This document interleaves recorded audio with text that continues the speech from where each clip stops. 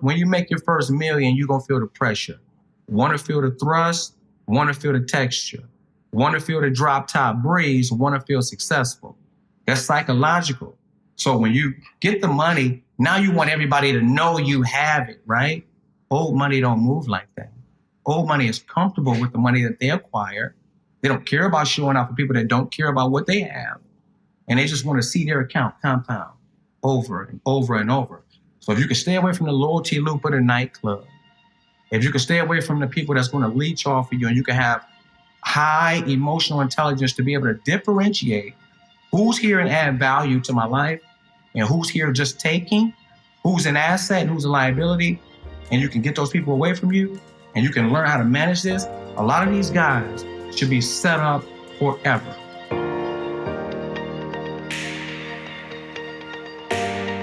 Trident Coffee is sponsoring this episode of the Invictus Mindset Podcast.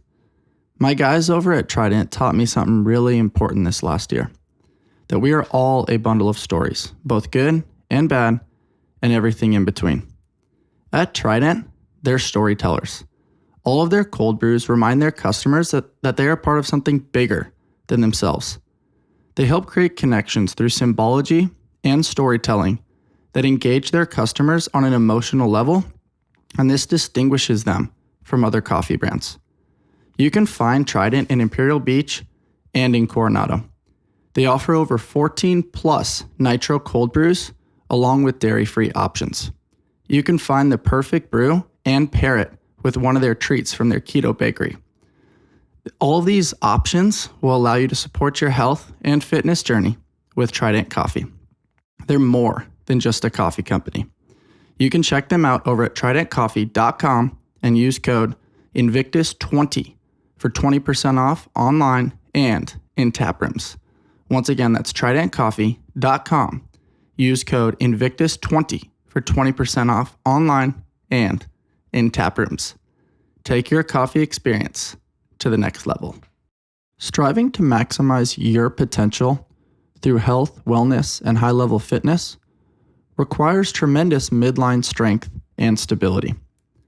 Allow the crew over at Element 26 to co-pilot your journey so that you can destroy PRs and not destroy your body. They have this amazing self-locking weightlifting belt that provides a 4-inch uniform profile for optimal intra-abdominal pressure and back support. This quick-release technology allows the pressure to be placed on the buckle and pin instead of the Velcro. Nothing's worse than being at the bottom of a squat and having the Velcro pop on your weightlifting belt. Head on over to element26.co and use code Invictus10 at checkout to receive 10% off all online purchases. Head on over to element26.co and use code Invictus10 at checkout to receive 10% off all online purchases. Destroy your PRs, not your body.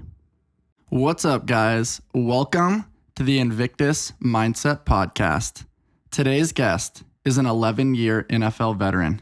He's a 3-time Pro Bowler and an All-American from the Ohio State University. He was the 8th overall pick in the 2006 NFL Draft and currently an NFL TV analyst with CBS Sports. That's just part of your resume, man. But without further ado, Donte Whitner. Welcome to the show, man. Oh, thanks for having me, Bryce. How you doing? I'm amazing, man, and I'm really excited to share your story with the world. There's so many layers to you, and it's funny because I love giving the announcement and the intro for people, but you have so much like that. That was just like the tip of the iceberg to all the layers that there are to you. So I'm excited to share that with our community today. Thanks for doing this, man. Oh, thanks for having me. I'm excited to share the amount of layers that I have, the things that I've been through, the steps that I've taken along the journey. And I'm still journeying right now. I'm still in a transitional phase from the NFL. This past March would be 5 years since I retired. And I feel pretty good where I am. I set a 10-year mark and goals for everything that I want to accomplish. And I feel like I'm on my way to getting everything that I want to achieve. You've got such a good head on your shoulders, always, revisiting the past and using it to kind of be a catalyst for the future, but then obviously connecting and educating and reading. That way you're prepared for what's potentially to come. And you mentioned 5 years. And, I think this may be a good starting point for us today, is this concept of transitions. And, oftentimes we do a certain craft. In your case, it was a professional football player. And that becomes our identity. And then at the conclusion of that, there's a ton of struggle into what's to come next. Are there transferable skills? Who do I talk to? Where do I start? What is the process there? How have you navigated some of that confusion within these last 5 years in your post-football career? Well, for myself, like a lot of athletes, and it doesn't matter what sport you're in, when you're so dedicated to your craft, for me, it was over 15, 20 years of football, high school, college, NFL, 20 years of being dedicated. 3 times I was able to make it to the Pro Bowl, which means you have to be so ultra focused, so lucky, make so many plays, do so many things, and win at the same time. It's difficult to focus on anything else that you might want to transition into. Yeah, some guys will do interviews, and like Greg Olsen did, he started doing NFL games when he was in his off-season. I mean, not the off-season, but bye weeks. You don't get many guys that actually have a plan for transition. So it's very difficult to figure out cold turkey, like, what am I going to do next? Right? And you're going through all of these different thoughts in your mind. You might have anger or feel like you've been wrong. You might feel like a victim. Oh, I can still play. Do I still play? Should I transition? What should I do? What's my purpose? There's so many things going through your head at that time. And for me, I was a guy that read a lot, even when I played. And I realized that someday it was going to come to an end. And my next goal was to take TV by storm. And when I say that, it was take everything that I learned from the game and translate it to whether it be college football, NFL football, but to put it in a way to where it was simplified. Mm-hmm. And me, having ego, being a player, the things that made you great as a player, you think that you can just transition horizontally into another avenue and be the top 1%. And that's just not realistic, right? You have to have ego death at that point. Mm-hmm. You have to not worry about the money. You have to go in for the knowledge and for the learning, take step by step, and then become what you want to become. You can't worry about what other people outside say. Oh, you did so much in the NFL. Oh, why are you taking this job? Well, because I'm taking this to learn first and foremost as a stepping stone, and it's ego death at that point. So when I transitioned, I sat down with myself and I wrote it out. What is it that I want to accomplish next? Right? Because there's so many guys that go into this phase and they play the victim route. Oh, I have nothing else. I can't do anything. But if you take those transferable skills that you learn from that sport, and that's showing up on time, that's being a high character, that's being a good teammate, that's working hard at all times, that's showing up early and that's leaving late, that's asking questions. It's the same characteristics that made you a great player that can make you whatever you want in any other arena. But you have to be willing to put the work in first. You have to be willing to learn. And you have to use all those characteristics because they do translate. So just going back, I wrote down, I wanted to be at a top firm. I wanted to help athletes manage their money and do what they're supposed to do, learn generational wealth. I did that with Kirkland Hills Capital. We partnered and we have a bunch of guys now. I wanted to get into venture capital. I was living in Silicon Valley at the time. Silicon Valley was the capital of the world for venture capital. So I want to get in venture capital. I want to meet a lot of the people in this arena, and I want to learn about it. I want to get into private equity, the same. And then I want to get in TV. I want to be the first African-American to call a Super Bowl in the NFL.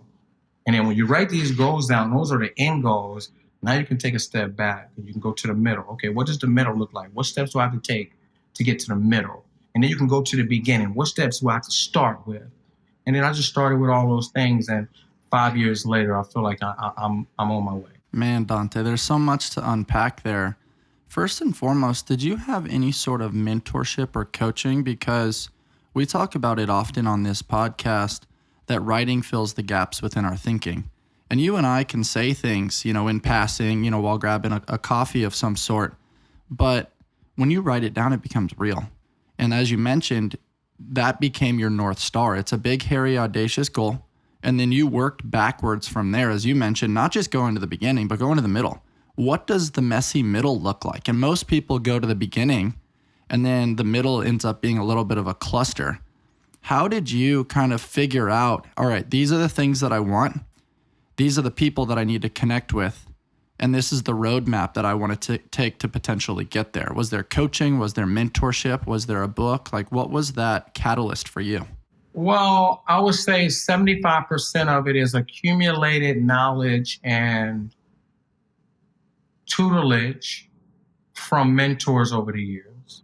And when I say mentors, it was Jim Tressel, my coach at Ohio State, who was an awesome individual, who took the fall at Ohio State, who always coached and preached the right thing. You can get his book, The Winner's Manual, where he talks about religion, he talks about family, he talks about football. He preaches that to his players. He gives you media training. He allows you to be yourself. That was one of my tutors, or, I got tutelage from him for years. Coach Ted Ginn Sr. at Glenville High School, planting belief systems in my head and Ted Ginn Jr.'s head, who played in the NFL for 14 years, Marshawn Lattimore, all of these guys that are all world. The belief system and the seed came from Ted Ginn Sr. So with that, I believe that I can do anything, right? If you just believe it, if you just get somebody to plant a seed and you just research it, you work at it. Mel Tucker, who's the head coach at Michigan State University, from just some of the private meetings and our personal relationship that we had when he first came to Ohio State. Paul Haynes, who was my DB coach, just accumulated knowledge. James Luthart, who's my business partner now. It's just an accumulation of people. And then you realize with the reading and the self-scouting, I would say you can call it, you can sort of put the greatest minds in history and understand what they did. Henry Ford, what did he do? These people weren't the smartest people in the world. They just knew what they wanted, and they knew they had to go out and hire or gain or create relationships with people that could get them to where they want. So James helped me out, and we got a media coach, was Noah Kozlov. That's going to help me with the CBS stuff. That's going to help me with the NBC stuff. That's going to help me with in studio and training and reaching out and making relationships. And then James came on one side and helped me with the public markets and the venture capital and the private equity and understanding the learning that I needed to take the next step, because you can't talk about any of this stuff until you know the basics, right? And then it was just so many different people that came naturally to me. Once I wrote that down, like you said, once you write it down, it becomes real. Some reason I believe that the universe puts people, steps, places, and things in front of you to help you get to where you want to go. And I've always believed that. And that's sort of where I am right now. That's cool, Donte. I also love noting that a lot of the success comes from presence and awareness. If you and I are talking about a yellow Lamborghini and that's at the forefront of our brain because we wrote that down, we're going to start seeing a lot more yellow Lamborghinis. And so, if you have this North Star within private equity and venture capital and being an analyst and helping educate the younger generations around financial literacy, all of a sudden now those things seem to be at the forefront of your brain. You're walking through a Barnes & Noble, those books are going to catch your eye more so than, some of the magazines that may have caught your eye before. And, I want to take a moment to go down memory lane a little bit, because if I don't stand corrected, I think you ran a 4.340. And when you look at that kind of speed, that's jaw-dropping. It's eyebrow-raising. That's, hold on. I got this on my watch. What you got on your watch? And it creates conversation and banter. I mean, I can see the smirk on your face now. You should be very, very proud of that. But most people know about that. They know about your Pro Bowl career. They know you as Donte Whitner, making some big hits in the NFL and there at Ohio State. But what people don't know is at the age of 6, you were hit by a car. Will you share some of that story and how you overcame that adversity to eventually run a 4.340? I was reading a book yesterday, and it said that when you believe in miracles, you attract miracles to you. And I feel like this all my life that I've attracted miracles. And that's a miracle in my life that I attracted. 6 years old, playing with a football in the yard. It hits a wire. I just run out there and get it. A car is speeding down the street, hit me. I flip over the car. Only thing I see is the sky. I remember being placed on the couch in the living room. And then I remember waking up in a big bubble. As a kid, 6-year-old kid, you don't know what that is, but it's an MRI machine. I remember it beeping. I remember being scared. And then the next thing I remember fading out. And then I remember coming to and seeing all these flowers and stuff in my room, right? Doctor coming in, telling everything that happened, full body cast on from my rib cage all the way to my feet, over 35 bones broken. And I remember him sitting there and telling my mom and me, he's lucky to be alive. He'll probably never walk, and he definitely won't play sports. I remember him saying that. I remember the doctor leaving, my mom and me going to sleep, falling asleep, crying, and doing all these things. And then I remember the next day, well, not the next day, when rehab started, you know, when trying to walk with the braces that's attached to your arm and walk on the machines and everything. I can't do it. I'm just crying over and over. I can't do it. It's so hard. And she's like, let me tell you something. You can do it, and you're going to do it. From that day, when she straightened me up like that, everything in my mind just told me that I was going to walk and play sports. Fast forward to where rehab is over, I'm back running around like a normal kid. I get on my bike one day and follow some friends. One of them name was Raymond and played for the East Cleveland Warriors. Followed him up there to play football. Everybody else has their equipment. I'm just running around out there with no equipment. I know that my mom won't allow me to play. So what I do is I get all the information. I go take a picture, Polaroid, staple it on there, forge her signature, get $25 from my uncle, give it in, get my equipment. And I was every day sneaking up there after school playing football. She knew nothing about it. Wow. One day my uncle come to practice. He see me out there performing. He went to my mother, you got to see your son play football. She's like, my son don't play football. He's like, yes, he does. Right? So she came up there. She saw me. She took my equipment. She was so angry. Right? Hid it from me. I found it. I was still going up there. There was nothing that she could do to stop me from playing football. And I'm about 9 years old at this time, 10 years old at this time. It was always a drive or something within me that said, you have to play football. Even after getting hit by a car, even after broken bones, even after a full body cast, something told me to play football. Okay, I play football. Now I'm one of the best around in Little League football. So, you know, once you're the best around Little League football, the private schools, they start to come and look for you. University school, Benedictine, St. Ignatius, St. Is, they all at my games. They offer me scholarships to come to their school. I ended up going to Benedictine. I chose Benedictine because it was more so a little more diverse for me, right? I couldn't just go all the way against the neighborhood. It was just something that I just couldn't deal with as a kid. So 9th grade, 10th grade, I'm so unhappy here. So I'm hearing it as a kid. Oh, he's going to blow his life. He's going to go to a public school. He's going to do this. I took a leap of faith again and chose to go to Glenville High School, public school, inner city, oppressed area. Nobody had recently made it out of there. Go to Glenville, become a high school All-American. And then I get every university in the country to come to my school and offer me a scholarship, narrowed it down to Notre Dame, Ohio State, Michigan, USC, and University of Miami, Florida. Chose Ohio State, became All-American there, was a top 10 pick there, right? Going to play in the NFL for 11 years, never had a surgery in the NFL. Wow. Right? Staying injury-free is huge, man. Yeah, staying injury-free for a decade plus. Wow. I think that I was always set up for miracles to come into my life.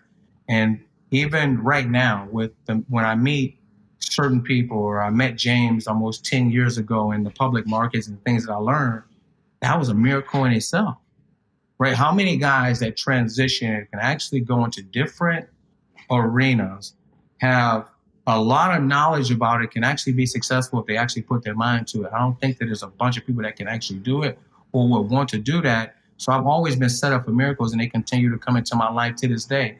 And I truly believe that. Man, Donte, that's such an incredible story. It also, you're so brave to go against your mom's wishes to sneak away and start playing football at a young age.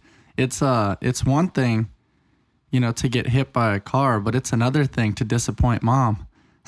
Yeah, it's really tough to disappoint mom, but when you have that burning desire and you just know something, no whether if you're a child, if you're an adolescent, you're mid-age, later in life, sometimes you just have to go against the grain and just know it's going to work out. And that's how I felt at that time.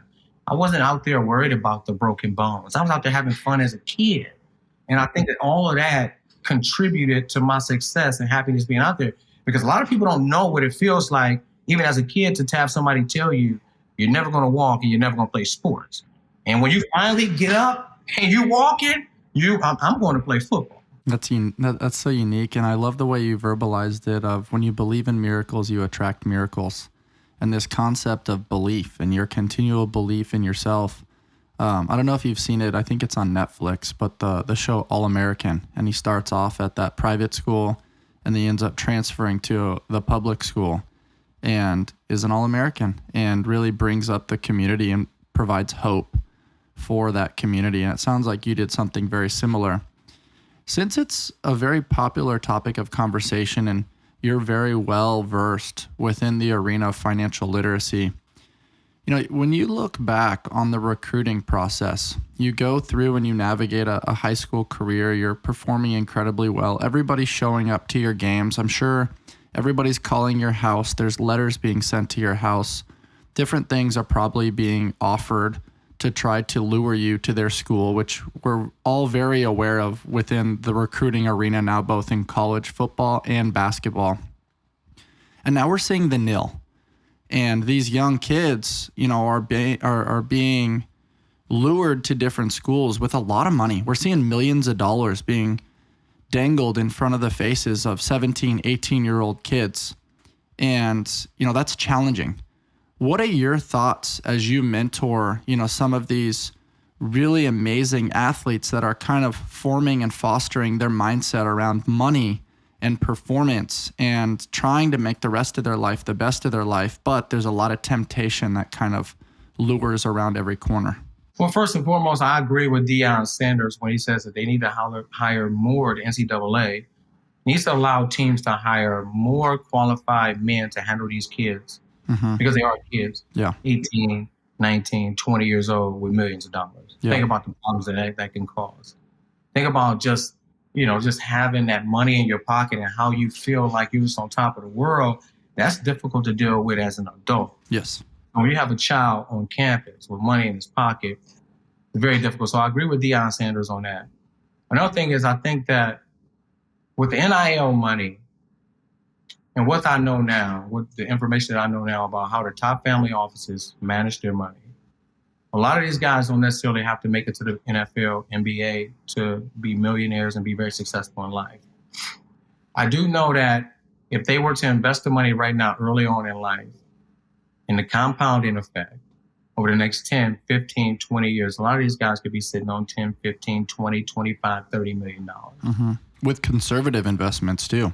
With conservative investments. And if you can differentiate between financial advisors that are just retail guys and just going on average return 3.9% because 80% of them return 3.9% and then take 1% from you. If you just know that, you know what your benchmark is. Your benchmark is the S&P 500. Over the long haul, 9.89% is going to return you. So right there, you're beating a retail advisor by almost 4 or 5%. Why would you give them your money? Think about that. This is free. The benchmark, which is 9.89% over the long haul, is free for you to invest your money in. Top 500 companies in the world. Now, if you want to go next level with it, top family offices, they're looking for 12 to 16 to 17%, right? That's what they're looking for. That's why they get hired. And there's top 1% financial advisors that can provide those services. So whether you're an NIL player in college, an NFL player, NBA player, if you just pick the right financial advisor and know why you're picking him, bringing you top level returns, rule of 72, interest rate goes into 72. How many times? You're looking for 15%? 4.5 years, you'll double your dividend income and your principal. And it keeps compounding, flipping it over and over and over. So by the time these guys turn 40, you made $2-3 million. You should be sitting on $30 million. That's the whole game. So if they just know that, and you can hire the top level or high level guys, and you can psychologically understand that I already made it. Nipsey Hussle had a line. I'm a big Nipsey Hussle fan. He say, when you make your first million, you're gonna feel the pressure. Want to feel the thrust, want to feel the texture, want to feel the drop top breeze, want to feel successful. That's psychological. So when you get the money, now you want everybody to know you have it, right? Old money don't move like that. Old money is comfortable with the money that they acquire. They don't care about showing off for people that don't care about what they have. And they just want to see their account compound over and over and over. So if you can stay away from the loyalty loop of the nightclub, if you can stay away from the people that's going to leech off of you, and you can have high emotional intelligence to be able to differentiate who's here and add value to my life and who's here just taking, who's an asset and who's a liability, and you can get those people away from you and you can learn how to manage this. A lot of these guys should be set up forever.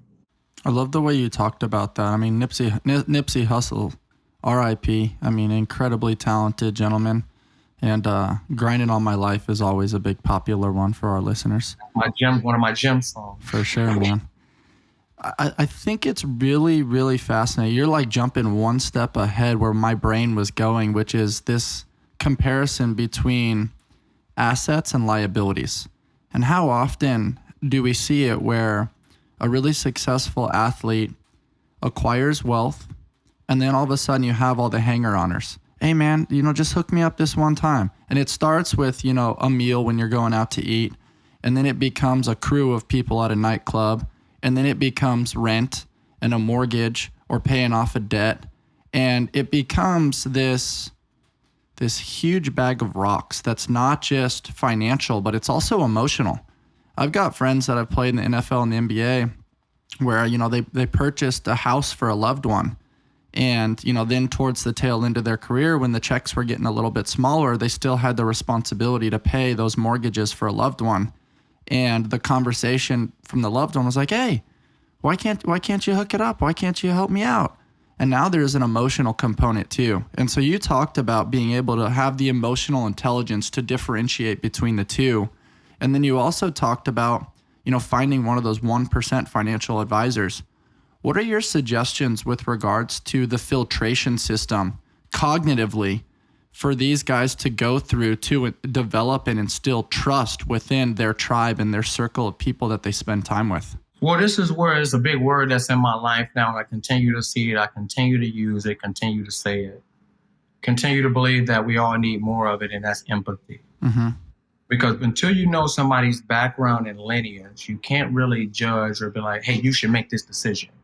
For example, you get a guy from a oppressed African-American neighborhood. He had 10 friends when he grew up. He's always had these friends.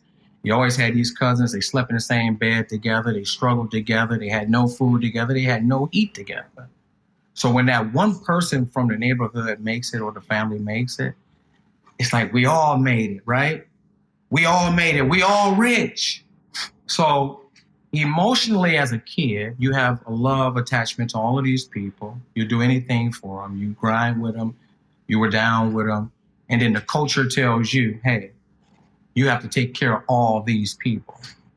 Now you're coming into money. You don't even know after the taxes and everything how much you're going to have. You just know that you have to take care of these people because you have this attachment and the culture tells you that you should do it. Right? So it's difficult, very difficult for a child, really, to be able to differentiate at that point what I should do, the backlash that comes from not doing the things that these people expect me to do, how you're supposed to handle that. And then you might not have people that handle, conflicts well. You might have a cousin or brother or uncle that's a 3-4 time felon, a gang member. Now you tell him no, he took you to practice 6 times and he want his payback. How do you tell him no? What do? Do you just move away from everybody, or do you stay in that neighborhood and threaten, or you just pay because you've always been afraid of them? So that's just one scenario. Then you have guys that make a lot of money. They go back to their neighborhood, hang out with the same people. They have to carry a gun because they've always had gang affiliations. That's where empathy has to come into all of this stuff. Mm-hmm. So It's very difficult to deal with because there's so many different family dynamics, so many individuals involved. But guess who's the number one? It's that player, their mental, financial, spiritual well-being, and doing the right things. And a lot of times the right things go against the code of the culture in the African-American family and community. But in actuality, it's the right thing for you to do.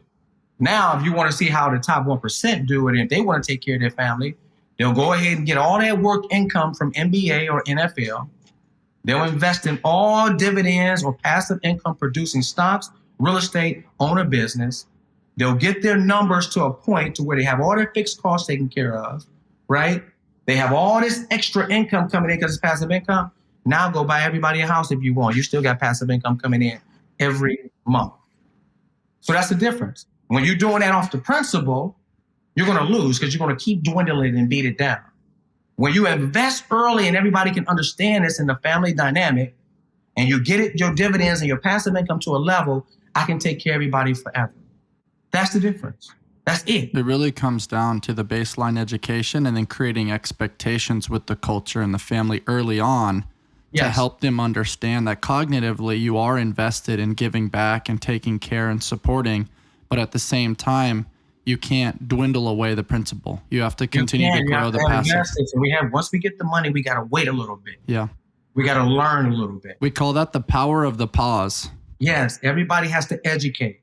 Once the money gets to working and rolling and we spitting off dividends, we spitting off passive income, yeah, go buy mama a house here.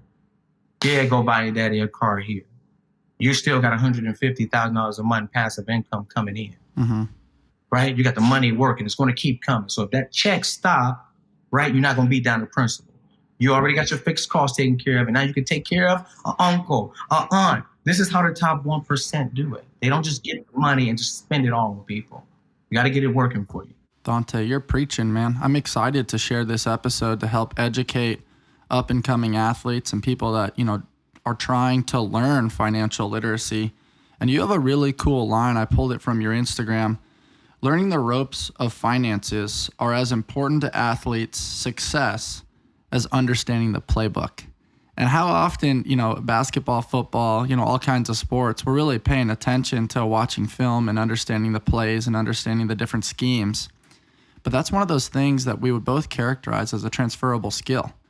How have you kind of helped share that via your educational platforms, your conversations, and your mentorship programs so that these younger generations understand oh, I figured out the playbook, which wasn't super easy. Now I just need to learn the playbook of the financial world? Well, a lot of guys have to realize this perspective. When you get your name called, NFL, NBA, NHL, whatever, guess what? You won. You're rich, right?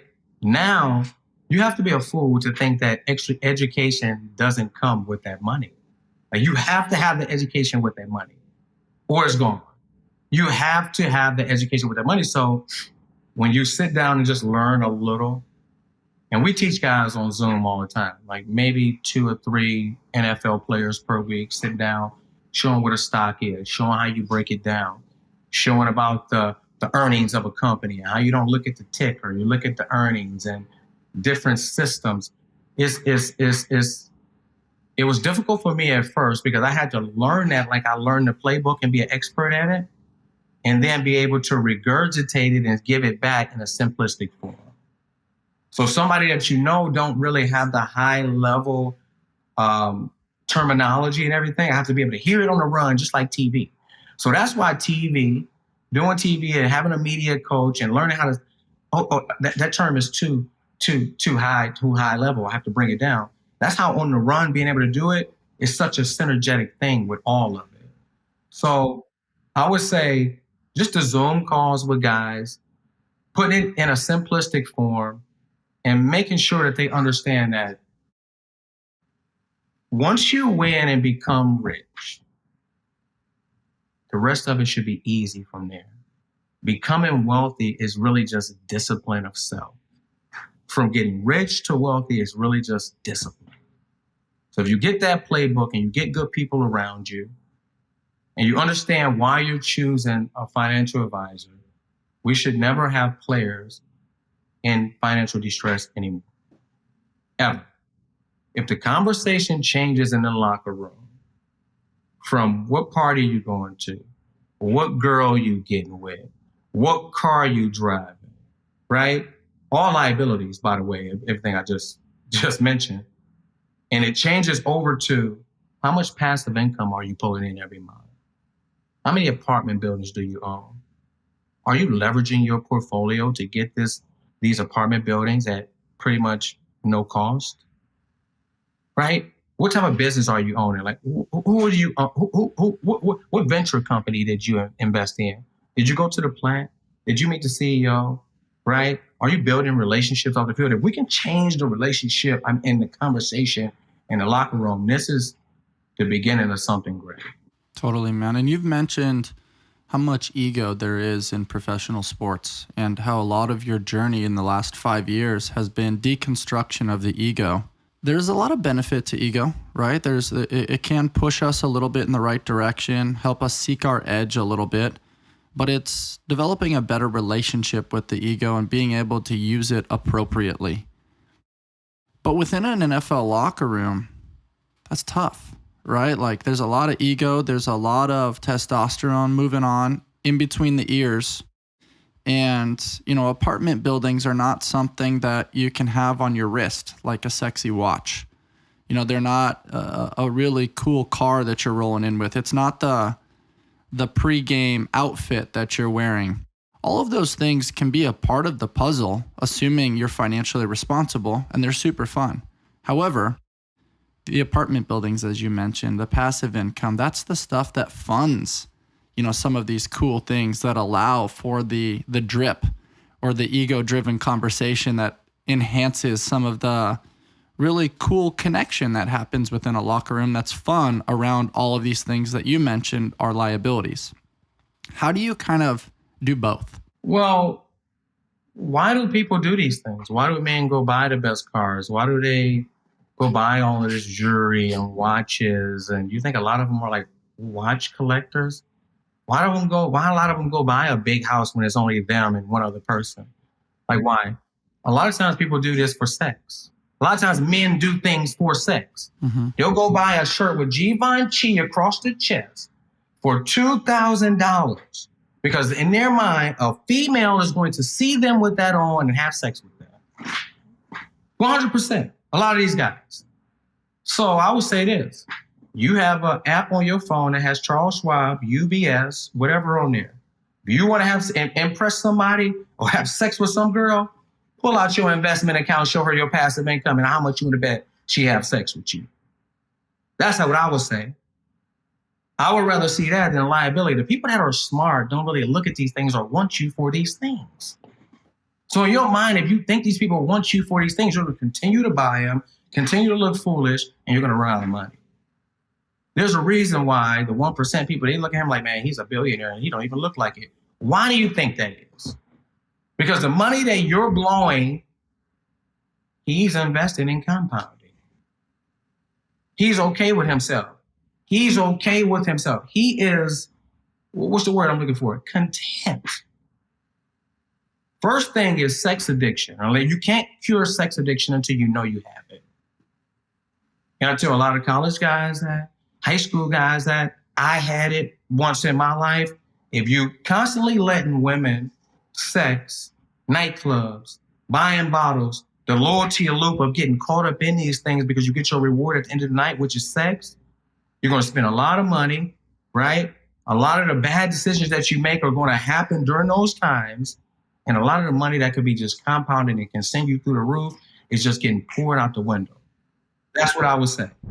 Two important factors for us over at Invictus Mindset are true care and attention to detail. My friends over at RX Smart Gear have been bringing innovative fitness tools to the market since 2009. From their award-winning Evo speed ropes to their amazing gymnastics grips to their line of inflatable fitness equipment, they're constantly looking to problem solve within the fitness industry. They're always allowing us to have our gear work for us rather than against us. Hop on over to RX Smart Gear and use discount code Invictus Mindset to shop their latest cutting edge gear. Have your gear work with you and not against you. When you self-reflect on some of your career and some of the bad decisions that you've made, how do you kind of use those lessons to help prepare guys and give them armor and tools in their toolbox to help them navigate, where you can now create a little bit of relatability, like, hey, I've been where you are and I made these mistakes and I'm sharing this with you because I don't want you to make the same mistakes I made. Well, there's one article on the internet right now that people can go and look. I think I was about 24 years old, still running around in Cleveland, entourage, $1 million in jewelry, right? People in gangs and gang affiliations and felons and all these people around me. And I used to bring them to my house in Buffalo when I was playing for the Buffalo Bills, to where one day we were playing the Tampa Bay Buccaneers, all my family, we weren't at my house. They broke into my house, took all the jewelry, I think $400,000 in jewelry, took it. Come home, all the jewelry gone, police come, the whole thing, all that get written up. And then I get back to Cleveland and find out that it was some Cleveland guys that were hanging out in a circle that I was involved in. I go to a birthday party at Ted Ginn Jr. The previous day, somebody stole my car. One of those guys again. I had a car, it was like a 72 Cutlass. I put a lot of work into it. The guy stole my car and drove it outside the nightclub, Bryce, that I was at, celebrating a friend's birthday party. Oh my gosh. I have an entourage of guys with me. They have an entourage of guys with me. A big fight break out. I never touched anybody, anything. They knew who I was. They tased me in my back. There we go. Boom. Donte Whitner involved and arrested for inciting a riot, and gang members involved and guns involved and all this stuff. And I'm sitting in a cell and I'm thinking like, holy shit, how did I get here? So if that's not enough, and you can go and look that up and see public record, then I don't know what is, right? So that's how I do it. I show those guys like, listen, this is a mistake I made. These are the people that I was hanging around with. You ever heard of like the Heartless Felons in Cleveland, Ohio? One of the biggest gangs and all these people. Like these are the people that because my awareness was so low at the time that these people were just around and I felt like it was okay and I was comfortable.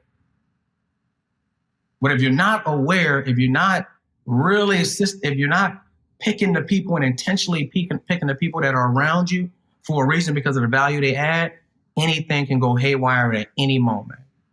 So that's how I show the guys. Would you say that that moment was a little bit of a rock bottom for you, where it was a little bit of a defining moment where, I mean, we've talked quite a bit about ego up until, you know, late 20s, early 30s. Typically, you're building the ego. It's about accumulating, getting the jewelry, getting the girls, getting the cars, getting the money. But then all of a sudden it becomes, how do I trim the fat? What can I get rid of so that I'm content, as you mentioned after that? And you're more interested in acquiring knowledge and not having more people and more things, but the right people and the right things. Acquiring knowledge and acquiring peace, acquiring peace of mind. And that was a rock bottom moment for me. And it was so early in my life, but I had always moved fast. Remember, I went from high school to Ohio State. I was the second player ever to graduate early. So I got to Ohio State at 16 and a half years old on campus. Wow, that's really young for a college kid. You see, and they were coming off a national championship. So I'm out there competing with these guys, 16 and a half years old for spring ball and winter conditions. Was your body already pretty matured? I was about 180 pounds. So that's why they wanted me to come in so that I can start to play early and be on the trajectory to the league. Put some strength on. So Maurice Claret did it the year before me. I was the second guy to ever do that. Then I went to the NFL. I was 19 years old. Wow. When I got drafted, I was the youngest player ever drafted at that time. You see, 19 and a half years old, and they gave you $28 million, 19 years old. You see? So all the people around, like my awareness, like at that time being 19, I don't know if I could have had more awareness. Think about that. Like, I don't know. At 19 years old, they give you 20-something million dollars, and it's like, what do you do? So then having these people around, I had 5 years of almost being 4 years, almost being in the NFL when that happened, to where it was time to clean up some things, right? And a lot of people don't get that time because they're making these decisions. They get drafted at 21, 22, play 4 or 5 years, they 26, 27, 28, 30. You don't really get that time to make up for those mistakes that you can possibly make. So, yeah, I would say that was a rock bottom moment for me, and when I decided to clean a lot of people out, not worry about people's opinions, not worried about the backlash, not worry about anything, only do what was right for me, get back on track to, what had always been. And, I think I did pretty well since. Yeah, man, the head that you have on your shoulders is incredible. And the way you articulate is very cool.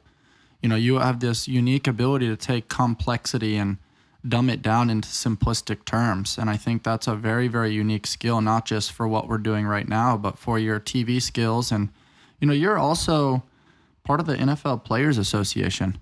What is that kind of like? I can't help but think of Dwayne "The Rock" Johnson and some of the things that he's put out publicly with Ballers, and some of the cool things that, maybe some of our listeners and our viewers are relatively familiar with that show. What's it like with the NFL Players Association and really trying to set these kids up for success? Well, a lot of it is not even just the kids, it's the former players as well in the area. Right now in Orange County, I'm the president of NFLPA Orange County Players Chapter here, and we have 600 former players in the Orange County area. Wow. Really nice area, Southern California. Mm-hmm. What I do is we throw events every couple months. We give scholarships out to kids in the school district in the area, athletes that are going to be seniors that $2,500 each. We pick one guy and one female every year. Very cool. It's just a different perspective, and which is why I wanted to do it. Because when I go to a lot of the meetings or throw them, you see current players, you see former players, you see former players, right? Guys that are in their 70s and 80s. And it's really just good to sit and talk about the different generations of the game, see how guys have transitioned, and to be able to ask questions to a lot of guys in my peer group and to stay involved with these guys. Because how many people, I don't think that a lot of people that live in Southern California, Orange County, even know that we have 600 current and former NFL players in the area. I don't really think they even know. That's a lot. And then you have LA not too far. I think they have 800. And you have San Diego, I think they have like 400. So within a 3-mile distance, you probably have 1,500 NFL players, current and former, living. And I don't think people know that in this area. Yeah. It's also so interesting because you mentioned the former, like the older generation players, the players that are kind of within your time playing, and then you have the newer guys. Finances are constantly changing. For the 70-year-olds, the metaverse wasn't a thing. NFTs weren't a thing. Cryptocurrency wasn't a thing. And now it's like there's temptation around every single corner. You mentioned early on kind of investing in some of those conservative investments to get a higher and more consistent ROI within the S&P 500. What are your thoughts on some of those higher risk investments like the cryptocurrencies that are relatively volatile that, can potentially be good for some people if they play their cards right, but then can be really, really reckless if not played appropriately? With our group, we teach is all, but we haven't done anything in the Bitcoin, NFT space. I think that we're going to wait for regulation. Mm-hmm. It's all regulated and we can really see what's going on and we'll get in at that time. But one thing about the NFL players, NBA players we have noticed is a lot of guys are too heavily invested in venture and private equity. And remember, if we go back to the conversation we had, a few minutes ago, when you get that base set up and you got that passive income rolling like that to meet the fixed costs, now you can take some risk in venture, right? So you're really almost just gambling when you invest in a startup. Right? How many actual startups go from seed to exit? Not many, less than like 5%. And then when you look at private equity as well, 97% of these companies fail. So if you're taking big chunks of money and putting it into something that 97% of it fail, I don't know if that's a smart thing to do, Bryce. I would think that even if it's conservative in the S&P 500 and you get 9.89%, or even if you find a top 1% advisor, that money is just going to continue to compound. Nobody's ever lost money in the stock market. Yes, volatility goes up and down. People know the secrets and the trends of the market, but nobody has ever lost money that stayed in it long term. It just happened. You never lost money. So why would I take this big chunk of money and put it into some sexy venture or private equity when 97% of them fail? That's country club money. Once the 1% have their passive income set up and they at the country club hanging out with their friends and they invest in some company to get an edge on their friend and take 2% of whatever they have over there, or 3%, 5% max of their net worth and put it in there, that's country club money, right? If you exit on that, you can just brag to your friends. But to take what you're making in NFL, NBA, and to put it a lot into these companies, that's very risky. Yeah, totally. I want to jump the conversation a little bit to something that might sit a little bit closer to home within your heart. And that is, you're mentioning some of these NBA guys. You look at NBA contracts and the NBA Players Association. A lot of these contracts are guaranteed. And then we look at the NFL, and a lot of this money is not guaranteed. Yet NFL guys are putting themselves out there week after week. We know the concussions, the head injuries. You're one of the select few that within a decade plus didn't have any surgeries, probably had some bangs and bruises a little bit. We look at some of the suggested things from, behind the scenes, or a peek behind the curtain with Toradol, or some of the pain medications, or things that have relatively gone public within the last few years.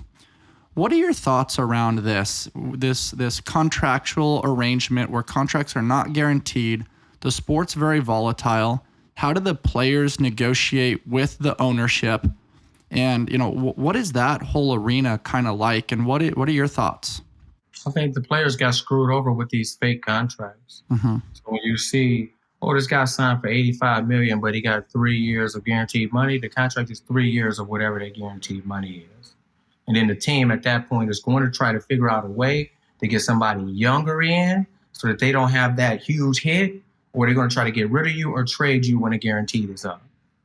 And I think that when you look at the president and all the people at the NFLPA, I think that something happened there where the players didn't get the full, right? They got the short end of the stick. Mm-hmm. And, right now, players should do shorter contracts, right? They're never going to guarantee the players' contracts for long term in the NFL. It's just too risky. It's just inevitable that you're going to get injured.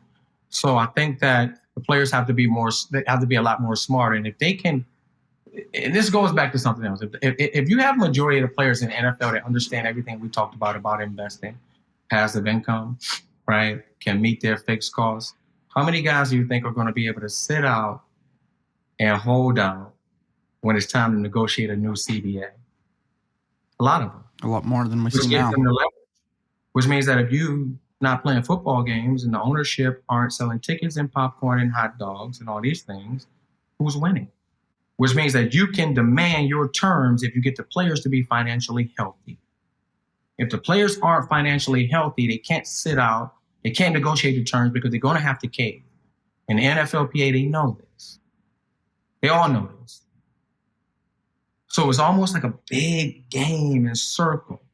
So if the players now, current players, can be smarter with their finances, if they can get passive income rolling in, a lot of them, 90% of them, whatever, and they can hold out, and you can change the way that the contracts are done in the NFL. Until then, it's not going to happen. Totally. And I want to bring awareness to this concept a little bit. It's a little bit more popularized within the NBA. And everybody wants to put down KD for hopping teams. Everybody, wants to knock Kawhi when he had that quad injury with the Spurs. Everybody wants to knock Ben Simmons, although there's not a ton of transparency. Is it mental health? Is it a back injury? It could be both, which should be, for sure given a little bit of notoriety, because the life of an NBA player, NFL player, is tough. You're traveling constantly. There's tremendous pressure, expectation. You're a human being, so you're inevitably going to go through peaks and valleys, and you have this expectation to be a superhero every time you're in the public eye, which isn't totally fair. But I want to take a moment to note Isaiah Thomas. Averages almost 30 points per game, 28.9 points per game for the Boston Celtics. does the Jordan-esque comeback with the hip injury and doesn't have the same explosiveness that we were used to seeing. All of a sudden, he's, under 6 feet. He's 5 foot something, really small, not really an above the rim player, but averaging 28 point something points per game. He was expected to sign a max contract that next year. But then, because he came back and wanted to try to show his toughness because he really loved the game and wanted to win, he showed his vulnerability. Well, then what happened? The business of basketball kicked in. He never received that max contract. He's dipped and dove all the way around the NBA, in the NBA, at the NBA. And now he's been subtly screwed over. If he sat out and had those accolades of statistics, Rich Paul or one of these agents or whoever he was working with at the time could negotiate a contract that would really set him up. And so the point that I'm making here is the media and a lot of, the things that we read in these headlines bastardizes these players for playing the game of fitness or playing the game of business. But then the business logistics, whether it's ownership or whether it's the organization, well, they're playing the game on the back end because they're trying to make an investment in something where they get an ROI.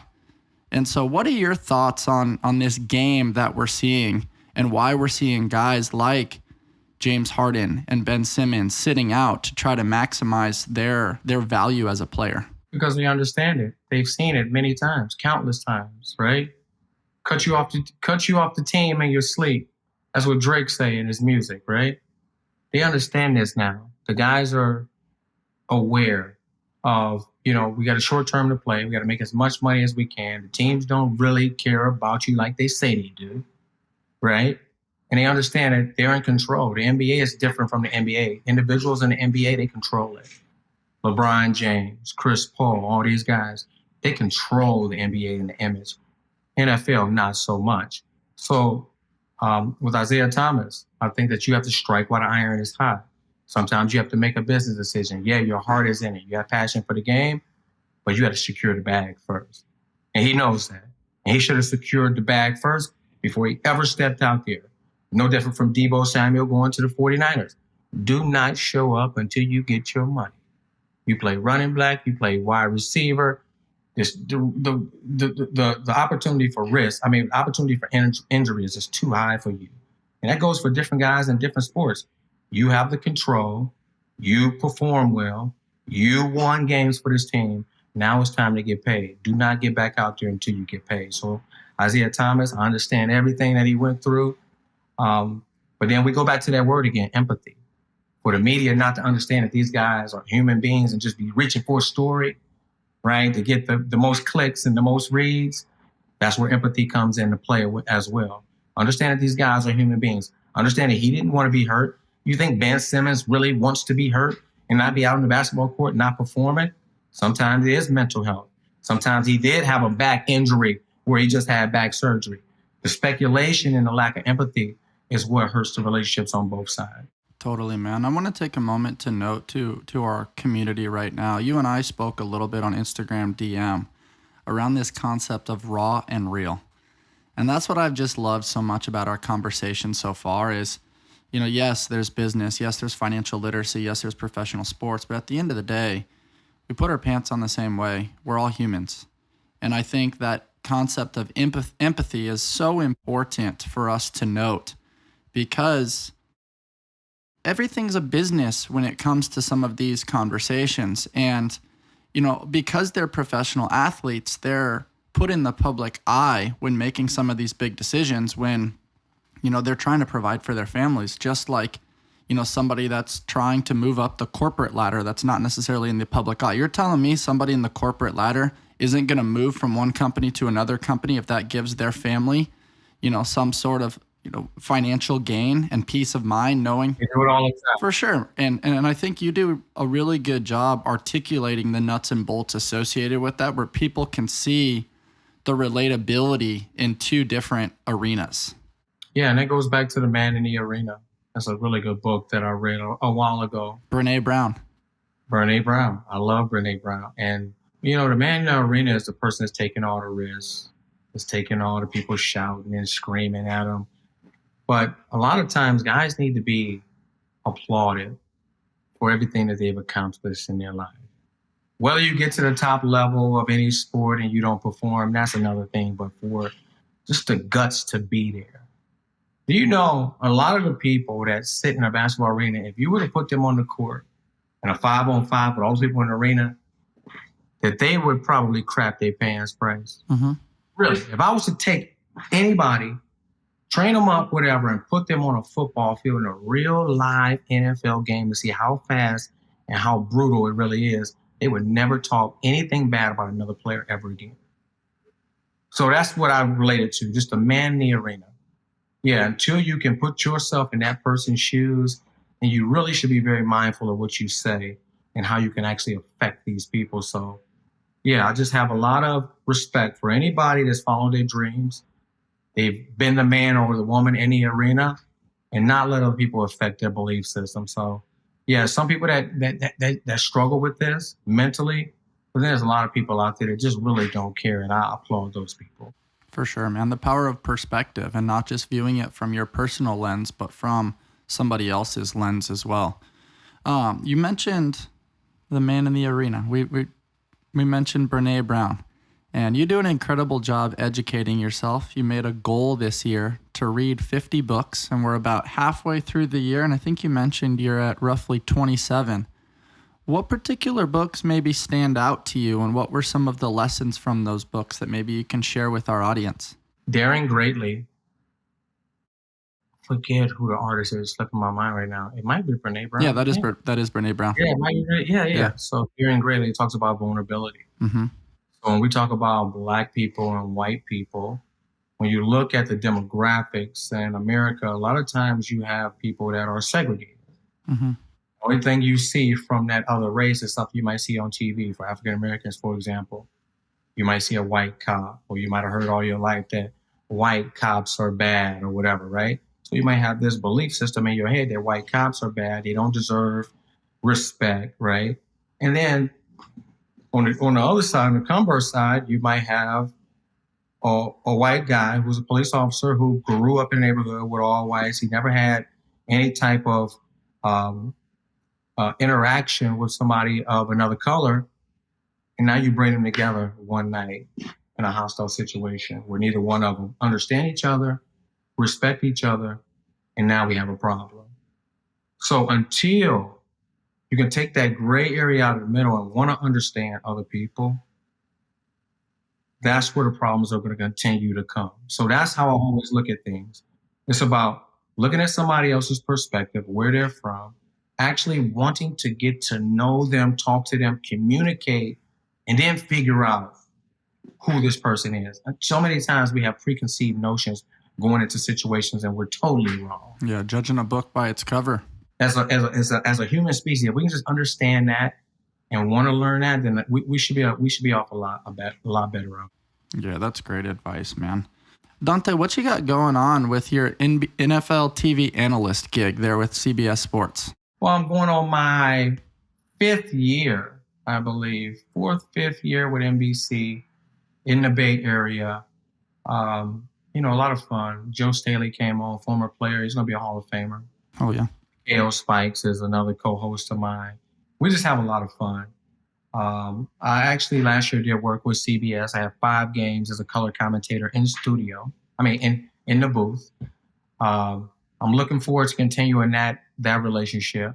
I've had auditions with Fox for NFL, spoken to Big Ten Network. Oh, nice. ESPN, NFL Network. So I have so much tape and so many things that I've done to where there's so many different opportunities, and I have so many good people that are helping me. Noah Kozlov, who's my media coach. A lot of relationships I got from him. Just talking to different agents, meeting different people, getting different material out there. So football season is coming up. I'm expecting a very work-filled fall for football, with college football and the NFL. So it's going great. For sure, man. What's that like being in the studio? You're so articulate with me here. We're talking in real time. But when you're reading a little bit off of a teleprompter and then referencing statistics, and you've potentially got the pressure of time and, commercials coming up and trying to play off of your colleagues and your cohort. What's that journey kind of like? Because people don't realize, like, you and I chit-chatting is way different when we press the record button versus not pressing the record button. But then knowing that you're on, public TV that has tremendous viewership, there's a different subtlety and pressure that comes with that people don't totally recognize. Yeah, because people will say, I played the game of football. I can do that job. Well, I bet you probably can. Yeah, it's way harder than you think. A lot of times you can forget everything that you thought you were going to say. And a lot of times we don't read off teleprompters. Mm-hmm. You have your cards. You have the rundown pre-show when you're in studio. You have 10 things that you want to talk about on there, and you better have your points ready, right? And then you might have a breakdown, and then you want to state where you are on your breakdown. When the play is going on, you have to talk to the point that's being shown on the screen. And then sometimes it's impromptu. You got people speaking in your ear. Oh, you got 15 seconds to go. Okay, we want you to go next, Laura. Okay, we want you to go next, Joe. Oh, man. Oh, we're going to talk about this next. And while you're finishing what you're saying. So you have to have ultra focus not to answer the question that somebody in your ear is asking you as you're answering the question on screen. So it is, you have to know which way to look. You have to know when to look in the camera, which hand to hold the microphone with. You have to know when not to repeat yourself, when to put an exclamation in an explanation. Mm-hmm. There's so many details to this where people think I just get on there and do TV. Not slunch in your chair, not sit too forward, not be playing with your hands too much. It's like all these things you have to remember while it's live on camera. Yeah. And remember the question and the players' names and numbers and stats, right? And then that's just in studio. When you're a color commentator, everything is almost like being a freestyle rapper, impromptu, on the spot.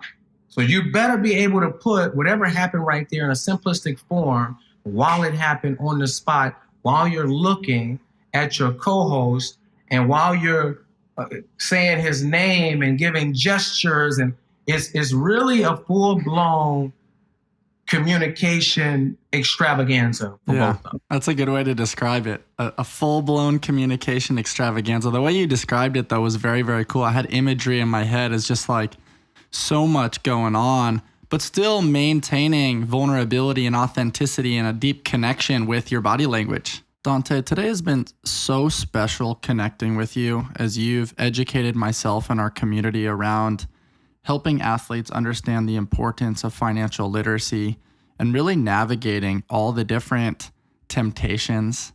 And, your career also has been incredibly special, and your vulnerability these last 5 years to really educate yourself, instill discipline, and take those transferable skills from being an athlete into the world of business and venture capital.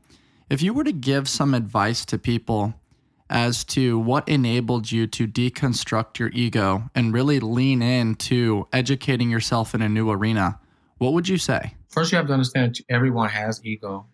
And there's different levels of ego. Some can be detrimental. Some can be actually provide value in your life. And if you realize that what made you a great professional player is probably the ego. It's probably having a high level of confidence. It's probably having some arrogance in there, right? But what's going to make you the best in the transitional period when it's not about brute force, it's not about how fast you can run, it's not about how high you can jump, it's not about how much trash you can talk or how hard you can hit somebody. If you understand the transferable skills and you apply them, then you should be better off. And a lot of times, it's very difficult. It's very difficult for guys that come from that background of being a sports star, being the top of their class, people always really kissing your butt, right? To really dropping and humbling yourself and saying, hey, now I need somebody else to help me in a transitional phase. It's very difficult. So I would say hot yoga helped me a lot. Hot yoga will really humble you. Hot yoga is the deepest form of meditation. And when we talk about the frontal cortex of the brain, and we talk about managing the stress and emotions and depression, it's all right here in the front of that brain. So any athlete that's been through any trauma or PTSD or the media talking bad about them or injuries, I would say try hot yoga. meditation. Every morning, every afternoon, and every night, I do transcendental meditation. If you look at the best people, the most successful people in the world, from the Beatles to Oprah to Seinfeld to Beyonce, they all believe in meditation. Kendrick Lamar, these are people that take a time to themselves to really let those thoughts in the monkey mind really clear out. And if you're really into the Buddhist culture, the monkey mind is the number one thing that we all have to understand and we have to control. And when you're going through that transitional phase, there's so many different emotions that you can be dealing with, right? Scared, anger, fear of what's next, not being able to handle what's going to come next when you really don't know. So if you can understand all these things, then you have a chance in a transitional phase, because, it's really not for the faint of heart. I really appreciate you sharing that, man. It's so important to know what very successful high performers like yourself do to quiet some of the noise and narrow your focus. So that way you're not constantly pulled in 85 different directions all the time. Those two things can be tremendously invaluable. What are you kind of getting into these days with regards to your investments? What are some of the companies that you're connected with? Fit Aid. Pretty Okay. sure people seeing all the Fit Aid commercials, and then a lot of locker rooms. Nirvana Water with HMB. We have a patent. National Institute of Health invested $248 million into making a supplement, HMB water soluble, with a doctor at Vanderbilt University named Dr. Naji. And what HMB is a naturally produced in the body, but you can take it as a supplement. When you hit the age 30, you lose 0.5% of your muscle mass annually, right? So every year, once you hit 30% depletion, you die. So what HMB does, without having to work out, without vigorous physical activity, no matter what age, you can drink the water a certain amount, you scan the thing on the back, and it maintains your muscle mass, right? So it's awesome. So we invested in that. They have vitamin D. There's another one with just electrolytes, and there's another one coming out with 2 jojoba in it. Wow. Donte, the synergy here is so cool. We just finalized a partnership with My HMB. Yeah, My HMB. So that HMB comes from the HMB because we have all the patents. Yep. And those guys are now a supporter of the Invictus Mindset podcast. And I love the way you described it, because it's so important with regards to muscle quality. Absolutely. As we start to get older. And I can't help, the majority of our podcasts, the duration of the podcast is typically the duration that it takes me to finalize my Trident Coffee cold brew. Yeah, and I got mine here as well, Yes, sir. How'd you connect with those guys? I'm a big fan of their product, but more importantly, the people behind the product. Yeah, I love and their love for storytelling and connection, and understanding that, coffee is a great way for connection and the fostering of relationships. Yeah, and whenever you invest in something, you have the horse, right? And you have the jockey. The jockey is the person that's going to keep the horse in the line, make sure it's going the right way, make sure it's eating, sleeping, fed, groomed. That's why you invest in companies. And that's why I invested in with Eric and all the people over there, the way that he works. He's diligent about what he does. And, there's something about guys that are in the armed forces to where you just have to believe in them, because they've been through a lot of the things, and being an entrepreneur is pretty much easy to them. I met them through my business partner, James Lithard, through Eric. And James is also in armed forces. He managed the CapEx fund for President Obama. So it was just a great synergy. And again, we go back to the horse and the jockey. The horse is the company. The jockey is the CEO and the person that's going to make sure the company gets to where it's going. And I believe in Eric. I love that, man. You do such a great job understanding not just the product, but everything behind the product. And as you mentioned kind of earlier, going to the factory, going to the production, looking at the systems, looking at the operations, looking at the projections. And you've seen a good ROI with Trident so far. And I think it's really important that you share that with our community around really understanding what you're investing in. It's bigger than just the marketing and what you see on Instagram. Absolutely. And equity is everything. If you can get in and get equity in a lot of these companies, then you're winning. We've had other investments that we made alongside Aaron Rodgers and RX3, Nate Robbie, who was his business partner, and Roth Capital out here in Orange County. where they invest in late stage growth, and they've done very well. Another fund that we invested in was the Crossover Fund, Noah and Liechtenstein. A lot of that is early startups, where you're invested in a lot of different money in different companies, and you're expecting majority of them to fail. But that 1, 2, or 3 that you hit on will take care of all the losses and put profit in your pocket. So there's multiple things that we look at. We're looking at another company called Farm Together, Farmland, with reparations for athletes that are of African-American descent, because a lot of this farmland that they're buying was actually owned by slave owners. Oh, wow. Which is a heck of a story, giving players the opportunity to invest in this land and get reparations. That was awesome. So there's actually storylines that go to it as well. You know what you're invested in, but you just love the storyline.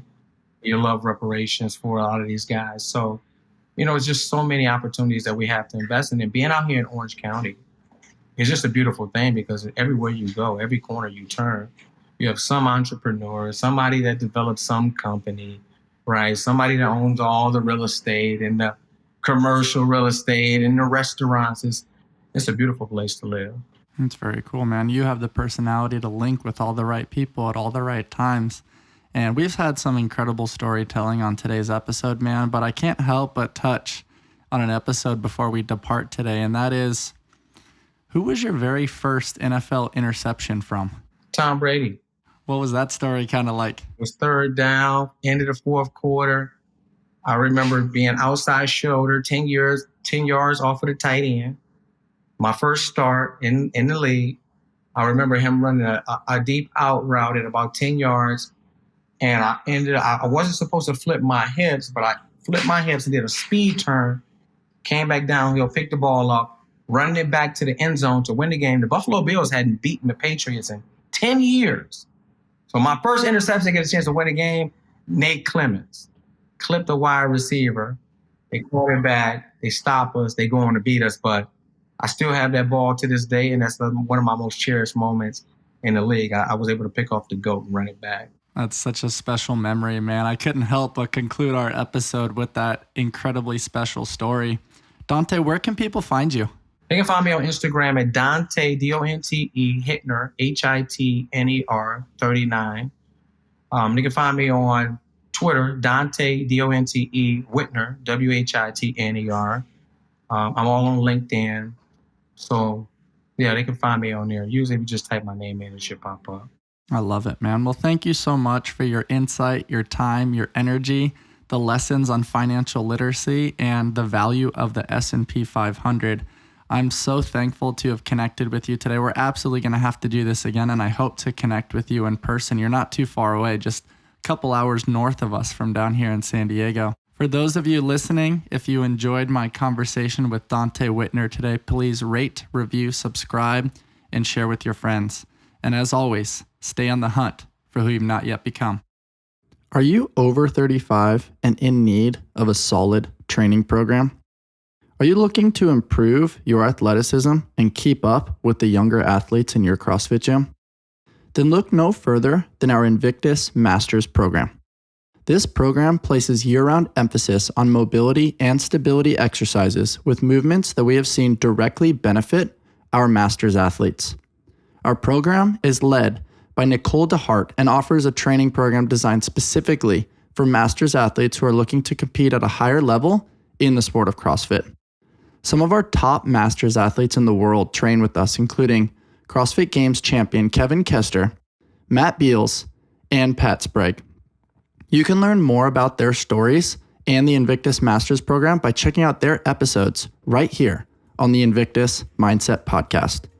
If you'd like more information about the current training cycle or to join the Invictus Masters program, please email Nicole at invictusathlete.com. That's NICHOLE at invictusathlete.com.